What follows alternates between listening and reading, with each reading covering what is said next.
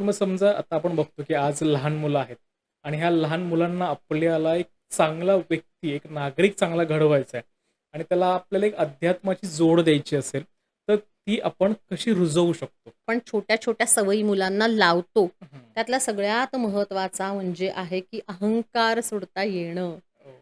छोटी-छोटीशी मुलं अहंकार त्यांचा जाणवतो, दिसतो आपल्याला. हं. इतक्याशा मुलाला सॉरी म्हणायला सांगितलं तरी तो म्हणतो का पटकन? हां, नाही नाही म्हणत. म्हणत. 3-4 वर्षाचं मूलसुद्धा पटकन नाही सॉरी म्हणत. म्हणाल, "मी नाही म्हणणार" हे म्हणतं.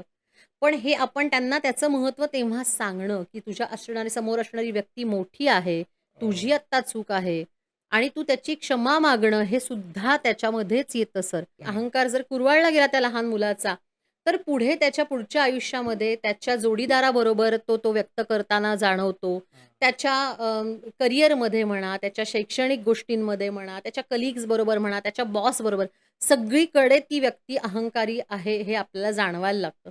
आणि तिथे जिथे अहंकार आहे, तिथे फक्त आणि फक्त त्या व्यक्तीचं नुकसान आहे.